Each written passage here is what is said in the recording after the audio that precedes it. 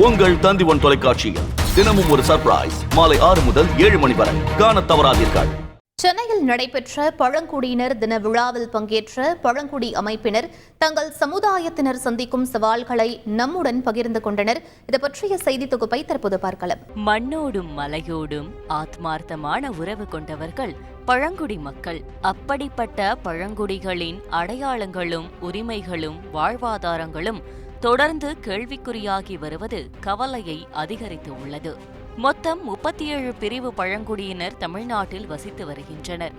இவர்கள் பெரும்பாலும் சுரண்டப்படுபவர்களாக உள்ளதுதான் வேதனையான விஷயமே. தமிழ்நாடு அரசின் பழங்குடி நலத்துறை சார்பில் சென்னை எழும்பூரில் உள்ள சமூக பணி கல்லூரியில் பழங்குடி மக்கள் பங்கேற்ற சர்வதேச பழங்குடியினர் தின விழா கொண்டாடப்பட்டது.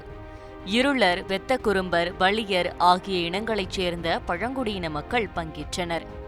விழாவில் பழங்குடி மக்கள் உற்பத்தி செய்யும் தனித்துவமான பொருட்களின் அரங்குகள், பழங்குடி மக்களின் தொன்மம் பற்றிய புகைப்பட கண்காட்சி, அவர்களின் கலை நிகழ்ச்சிகள் நடைபெற்றன. பழங்குடியின மக்களுக்கு ஆண்டுதோறும் நிதி ஒதுக்கப்பட்டாலும் அவை முறையாக சென்று சேர்கிறதா என்பது கேள்விக்குறி. பழங்குடி மாணவர்களுக்கு சாதி சான்றிதழ் வழங்க தொடர்ந்து காலதாமதம் ஏற்பட்டு வரும் நிலையில் சாதி சான்றிதழ் கிடைப்பதற்குள் மாணவர்கள் கல்வி பயிலும் காலமே முடிந்து விடுகிறது. உயர்கல்வி போகிற போது அவங்களுடைய பொருளாதார பிரச்சனை ஒன்று இருக்குது.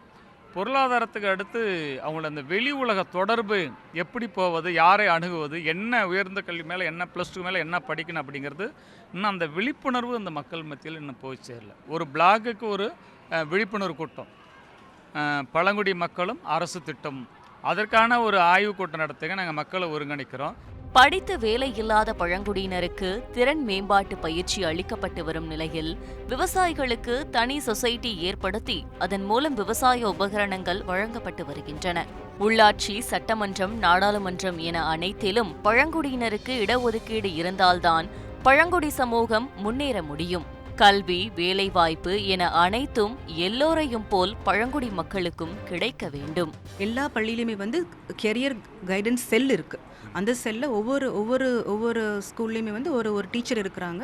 அவங்க ஒரு கிளாஸே கொடுத்துருக்காங்க. எல்லா வாரம் ஒரு session only for career guidance.